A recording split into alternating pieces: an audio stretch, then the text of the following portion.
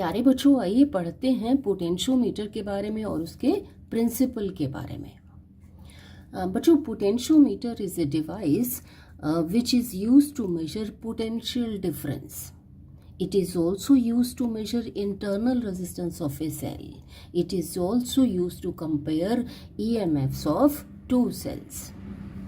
इसको पोटेंशियोमीटर क्यों कहते हैं? Because it is used to measure potential differences. It is used to measure small potential differences. बच्चों, it consists of a wire, a long resistance wire whose area of cross section is uniform. Length कितनी होनी चाहिए potentiometer wire की? It can be 1 metre, 2 metres, 3 metres, 4 metres, 5 metres और 10 metres. Wire का material कौन सा होना चाहिए? बच्चों, हम चाहते हैं कि ये वायर रेजिस्टेंस ऑफर करे और वो रेजिस्टेंस टेम्परेचर इंक्रीज के साथ वेरी ना करे, चेंज ना हो, क्योंकि टेम्परेचर तो इंक्रीज होना है, करंट पास किया जाएगा वायर में से तो टेम्परेचर तो इंक्रीज होगा। तो वायर ऐसी होनी चाहिए कि जिसकी रेजिस्टिविटी हाई हो और temperature coefficient of resistance small हो। ये अलॉयज हैं constantan, manganin, Eureka etcetera. Out of these also manganese is preferred because temperature coefficient of resistance for manganese is lowest. Increase in resistance per unit original resistance per degree rise in temperature is smallest, lowest for manganese. चलिए अब बात करते हैं potentiometer principle की। According to potentiometer principle, potential difference V across any length of a wire of uniform area of cross section is directly proportional to its length L when a constant current flows through it. That is, V is directly proportional to L.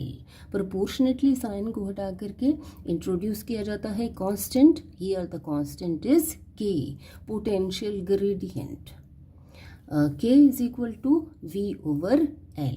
चलिए अब बात करते हैं, prove करते हैं potentiometer principal को। बच्चों, ये इस तरह से डायग्राम बना लेना है, फिर कनेक्शंस बना लेने हैं। देखिए कि यहाँ पर क्योंकि करंट पास होना है तो बैटरी लगाई जाती है।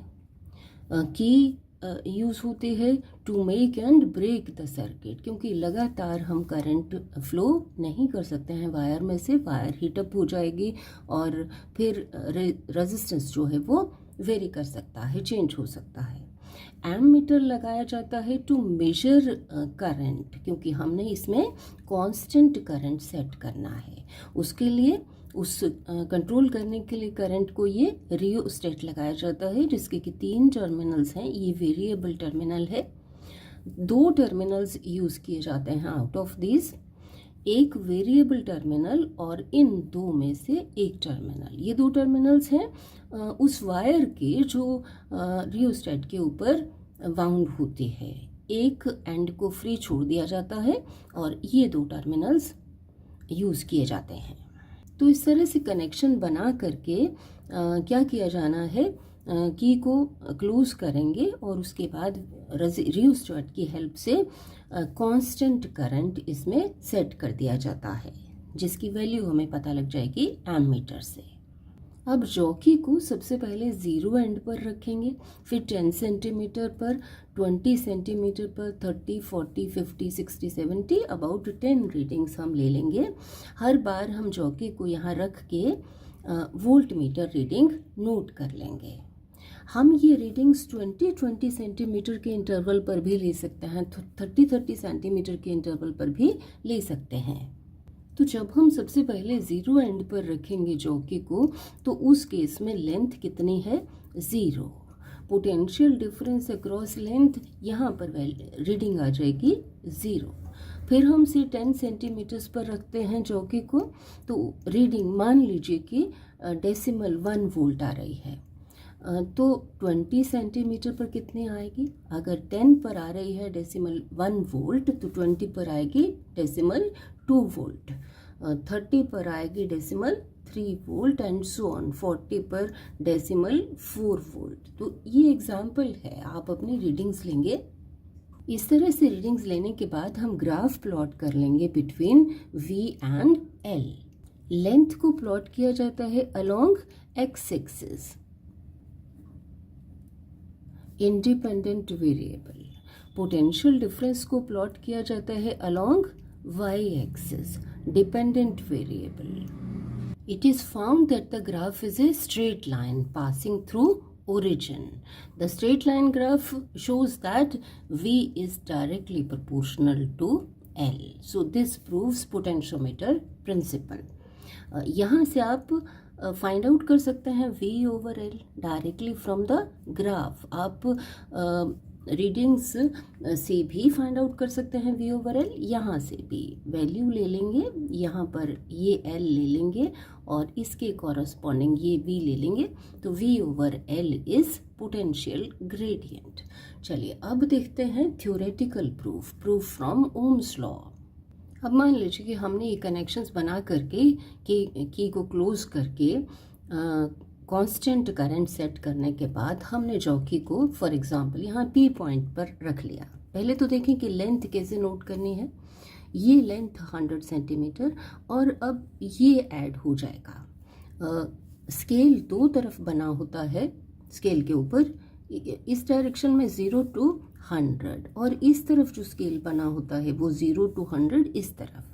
तो मान लीजिए कि यहाँ ये मार्क अगर 40 सेंटीमीटर्स है तो ये लेंथ कितनी आएगी P पर 0 to 100 सेंटीमीटर्स प्लस ये 60 सेंटीमीटर्स, तो लेंथ आ जाएगी 160 सेंटीमीटर्स से फॉर एग्जाम्पल। तो L लेंथ हमने नोट कर ली। अब resistance according to Ohm's law potential difference कितना होगा इस लेंथ के अक्रॉस, वो होगा V is equal to R into I. I क्या है? Constant current flowing through the potentiometer wire. R क्या है? Resistance of L length of the wire. और अगर ये इस केस में से फॉर एग्जांपल 160 सेंटीमीटर है तो इतनी लेंथ का रेजिस्टेंस होगा R। हमें पता है कि R is equal to rho into L over A into ये I, तो यहाँ से ये V आ गया। रो क्या है? Resistivity of the material of the potentiometer wire. L क्या है? Length of this wire. A area of cross section of the wire. इसको इस तरह से लिख लें, V is equal to rho, I को पहले लिख लिया ओवर A, L को यहाँ लिख लिया। अब ये चीज़ें देखिए कि रो रेजिस्टिविटी कांस्टेंट है, area of cross section uniform है, कांस्टेंट है, आई कांस्टेंट है, हमने कांस्टेंट करंट सेट किया है, तो इट मीन्स ये फैक्टर जो है वो कांस्टेंट है। It means V is directly proportional to L। This proves potentiometer principle. यहाँ से ये चीज़ क्या हो गई? K potential gradient. Potential gradient यहाँ से आ गया rho into I over A। तो पोटेंशियल ग्रेडियंट किस किस फैक्टर पर डिपेंड करेगा? K depends on number 1 resistivity, number 2 it depends upon area of cross section and number 3 potential gradient depends upon current I, constant current I. तो इन तीन चीज़ों पर depend करेगा। अब देखिए कि एक पोटेंशियोमीटर के लिए रो और ए कांस्टेंट है, करंट हम सेट करते हैं, तो इन तीन चीज़ों पर डिपेंड करेगा पोटेंशियल ग्रेडियंट। चलिए अब बात करते हैं पोटेंशियोमीटर की सेंसिटिविटी की और एक्यूरेसी की। किसी भी इंस्ट्रूमेंट की सेंसिटिविटी और एक्यूरेसी हम मेजर करते हैं by measuring it's least count. अब मान लीजिए कि हमने 3 इंस्ट्रूमेंट्स लिए। Number 1 scale, geometry box scale, दूसरा हमने ले लिया वर्नियर कैलिपर और तीसरा ले लिया screw gauge.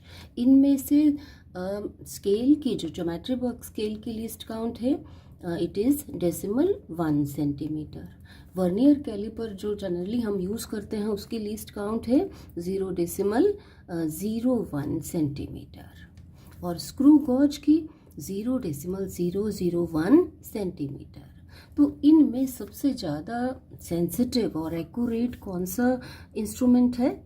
It is screw gauge, जिसकी लिस्ट काउंट ये है। It can read up to 3rd decimal place.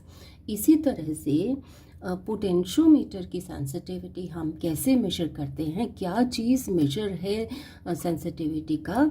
It is the smallest potential difference. Smallest potential difference which can be measured with potentiometer is a measure of its sensitivity and accuracy. तो कैसे बढ़ा सकते हैं potentiometer की sensitivity को, accuracy को? By increasing L। V/L होता है पोटेंशियल ग्रेडियंट। तो L को हम लेंथ को इंक्रीज करते हैं। ज़्यादा लेंथ वाला पोटेंशियोमीटर जो है वो ज़्यादा सेंसिटिव होगा। तो बच्चों, I am sure you have followed. Thank you.